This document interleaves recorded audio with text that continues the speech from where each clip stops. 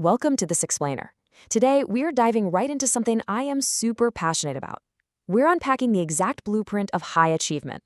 We're going to look at what the data says truly separates the absolute top tier of achievers from, well, everyone else. Specifically, we're focusing on how the 1% mindset creates success. Let's dig in. 24. It's a simple number, right? But it's actually the ultimate equalizer, because 24 is the exact number of hours you get in a day. It's the exact same number of hours Bill Gates gets, and yep, it's the exact same number Elon Musk gets too. What's brilliant about this specific number is that it completely strips away our go-to excuses. The divergence in success between you and the people you look up to, it isn't about having extra time magically deposited into a bank account. No way. It's purely about what you actually choose to do with those 24 hours. The 1% simply do not let distractions pull them away from their vision. Which brings us right into section 1, the 1% myth. We really need to completely deconstruct the first major misconception that's holding so many people back. See, most people look at highly successful individuals and just assume, they were born with innate talent, or maybe they just got extremely lucky, like they were handed a genetic lottery ticket or something. But the research completely busts that myth. On one side, you have the 99%. They're waiting for that elusive, perfect moment while scrolling through fleeting distractions and actively avoiding sacrifice. But the 1%, they're definitely not relying on innate talent. They're relying on daily action. They know exactly what they want, and they actually embrace the struggle to get it. The fundamental truth we have to highlight here is that growth happens outside of comfort. I mean, think about it. Human biology is literally wired to seek the path of least resistance. We naturally avoid friction just to conserve energy. But the 1% fully understand that stepping into discomfort is absolutely crucial. It's the only real trigger for adaptation. If you want a different result, you just have to introduce a new stressor. While most people want the shiny reward but run screaming from the struggle, top achievers intentionally step right into that friction. They view their current challenges as the necessary training ground for the strength they're absolutely going to need tomorrow. All right, let's keep moving. Section 2, the power of consistency. So we are shifting away from those glamorous social media highlight reels and diving into the unglamorous reality of the daily grind. Success is a process. It is not a single event. It's so easy to look at a CEO or a top athlete and only see the finish line, assuming their success was just this one big, shiny, cinematic moment. But actually, it's about compounding microhabits. It's all those tiny, seemingly insignificant routines executed consistently that compound massively over time. It's literally just like compound interest in a bank account. Because out here in the real world, true consistency isn't glamorous at all. It is showing up when you really, really don't feel like it. It's doing the grueling work when absolutely nobody is watching, nobody is applauding, and honestly, when nobody even believes in you.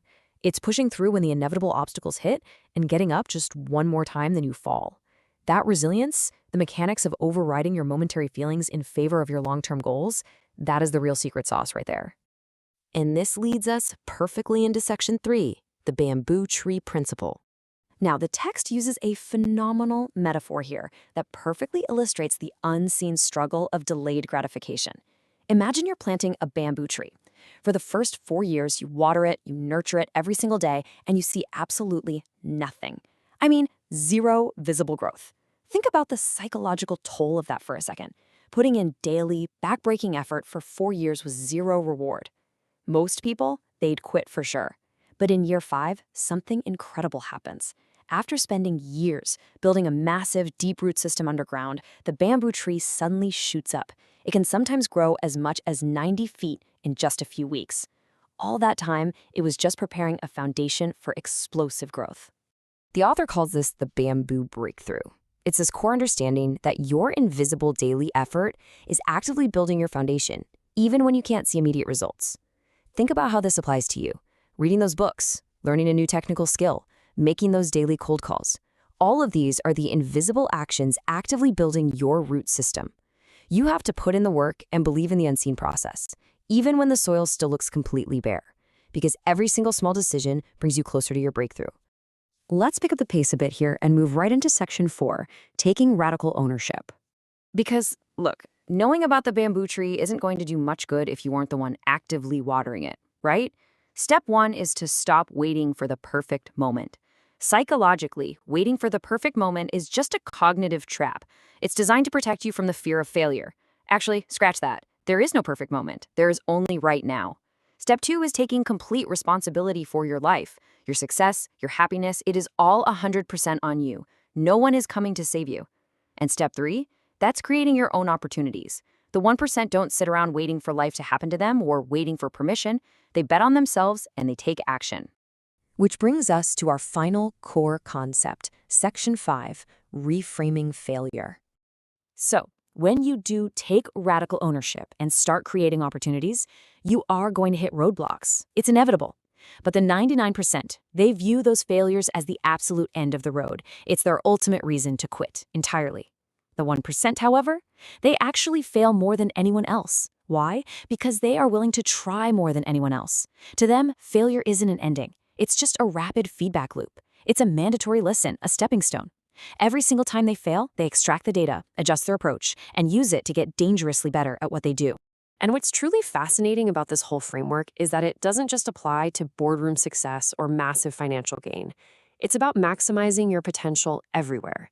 It's about applying that relentless effort to being the best parent you can possibly be, or being the most supportive partner, becoming an inspiring leader in your community, and just generally living a life that is completely true to your values. The top 1% refuse to settle for mediocrity in any single arena of their lives. They know they are capable of more, and they absolutely refuse to waste their potential. So as we wrap up this explainer, I want to leave you with one final, pretty heavy thought from the text. What kind of legacy do you want to leave behind? Are you going to be part of the 99% who just wait around? Or will you step up, embrace the struggle, and start living the life you know you are fully capable of? The 1% mindset is entirely within your reach. The only real question is, what are you going to do with your 24 hours